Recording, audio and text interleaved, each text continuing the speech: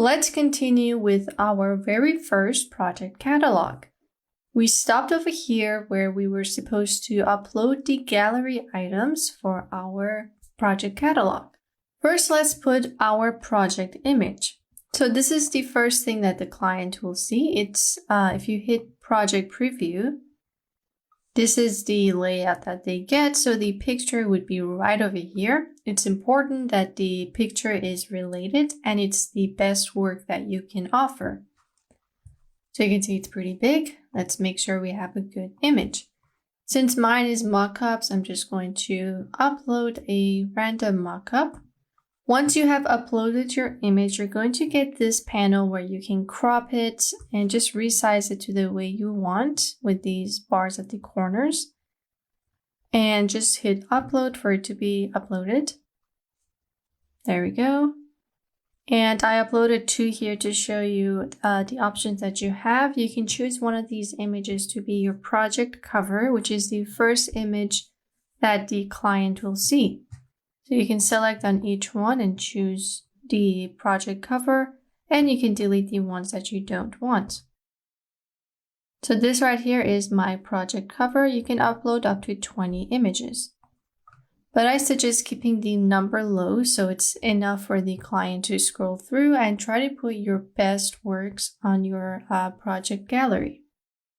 And then we have project video. This could be either from the work that you did, or it could be you explaining your service. For me, it could be a logo animation. So I'm taking their logo and I'm putting it on an animated sequence for my advanced package. But if you guys don't have any sort of video in your packages, it could just be a video of you telling the client that, hey, I'm going to do this. Let's make a great mock-up for your brand. It's kind of like a commercial for your project. So just upload that right here. There we go. Make sure it's up to 100 megabytes and less than 60 seconds. You can set this as your project cover if you want. I'm going to go with this image. You can also put a document. For me, the documents wouldn't really make sense since I'm putting them as an image.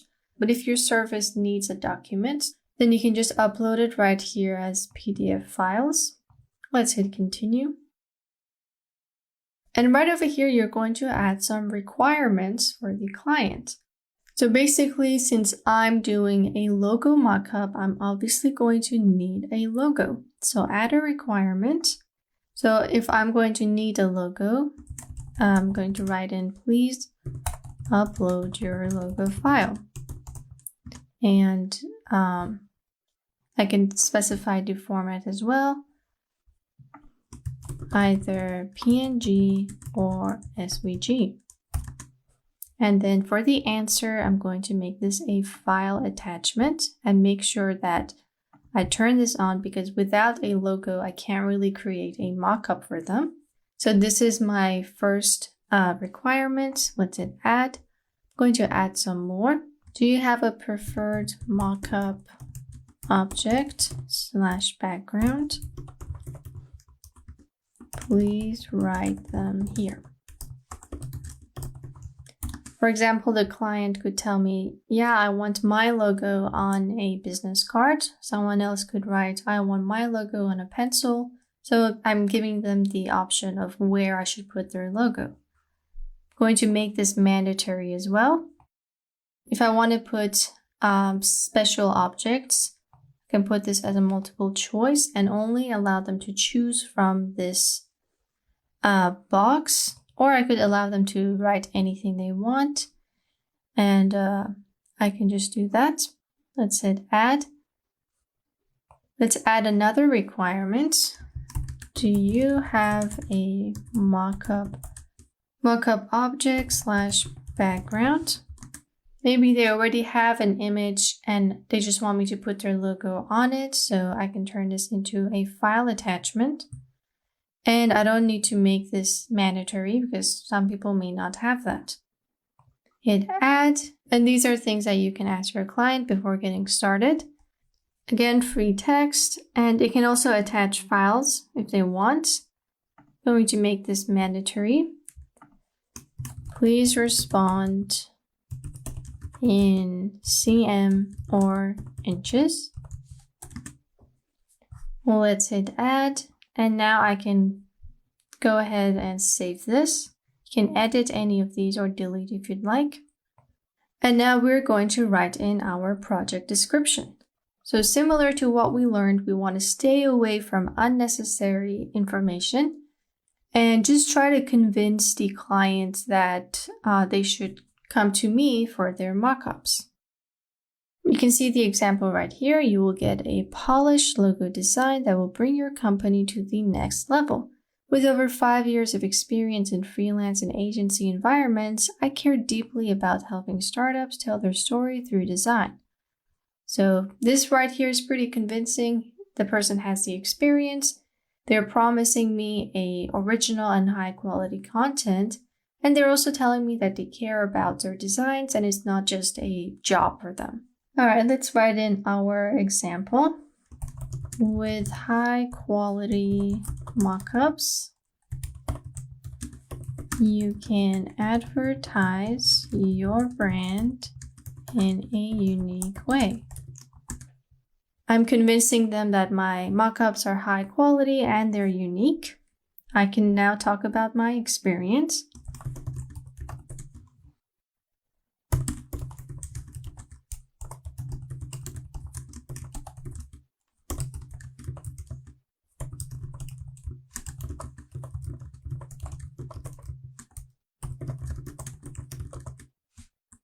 So here's my description. Number 1, I'm telling them that my mockups are high quality and unique. I'm telling them my experience.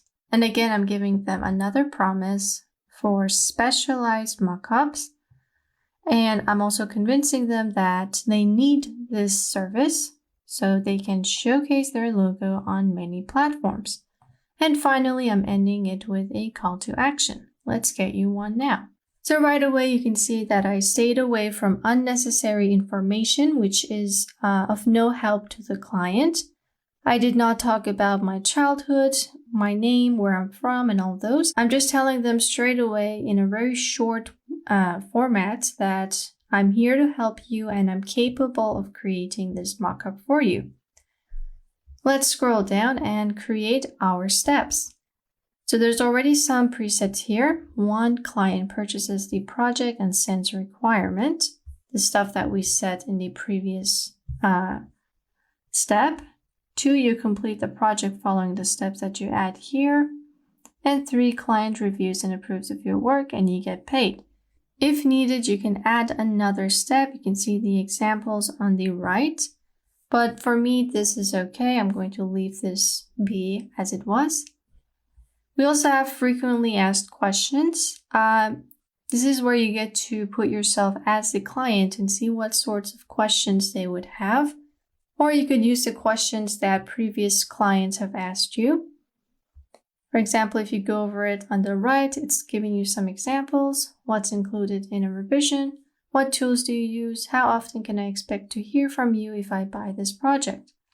You can add a question. For example, what if I don't like the mockup? And then I can write, I have allowed revisions to make sure that you are satisfied with your mockup.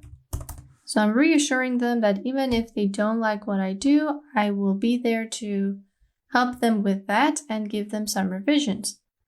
This is a reassuring point. We can add some curious questions like, what programs do you use? And I can write Adobe Photoshop,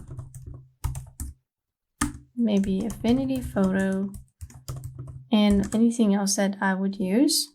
The things that you would use for all 3 package, not just one. So you can add that. These questions are very good. Some people like to skip over them, but it really helps the client connect to you as a person. So you could include some personalized questions like what programs do you use? This is not especially helpful for the clients because they're not going to be making the mockup themselves, but it's just something that they may be curious about and you're just letting them know you're open to that idea.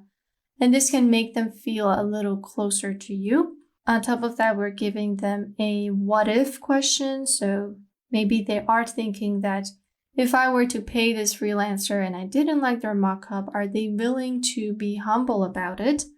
And are they willing to help me? Or is this just a take it and get paid job? You want to reassure them that you are a professional and you want to make sure that the clients are satisfied with the mockups that they receive. But just make sure that the questions are related to the service. You don't want to add a question like, what's your favorite color? That's not related to the service or Upwork. So you want to keep it strictly about you and the service that you're providing. We need to add a step here. Let's see. So after the client bought this package from me, I will complete the project and then I will finalize the colors and mockups with the revisions that I gave the client. And then finally, they approve and I get paid. Let's save and continue. And now we're in the review option. Now this is an important part. This right here, maximum number of simultaneous projects. How many projects can you do at once? Keeping in mind the delivery days that you wrote. If one project takes 4 days, would you be able to do another 2 projects that also take 4 days? Can you handle all those deadlines at the same time? It's okay if you put 1 or more than 1. This is really up to you and how much your schedule is filled. Some people can dedicate all their time to Upwork. Other people have other things to do. It's really important that you think about this and write a realistic number. You can always come back and change this. You don't have to do it right now. Just put in a number to start with. And once you feel comfortable about the project, seeing that you don't have much going on, you can go ahead and add more than 1. But if you're just starting out, I suggest putting 1 and then slowly make your way up. Let's check both of these and submit for review. So make sure you don't have any of these, which we don't. Send to review. And now they're going to approve my project. Under review, there you are. Once it's approved, it's going to move to this section. And when a client searches for mockups on Upwork, they can find my project and then come to me for a mockup. And this way I can create multiple things, multiple projects, and have them sitting on my profile and let the clients come to me.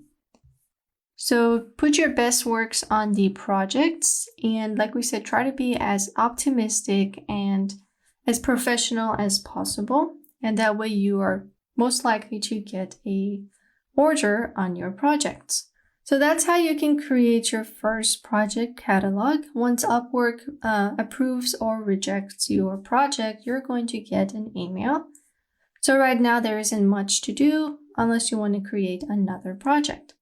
So I recommend creating a few of these if you have that many services to provide and just let them chill on your profile. And while you're looking for other projects on the Find Work section, you can also get clients from your project section. So this is good. It's a smart thing to do, especially when you're first starting out. And just go ahead and create as many projects as you can, as long as you have a service and sample work for them. I hope you guys enjoyed this lesson. Let's move to the next one.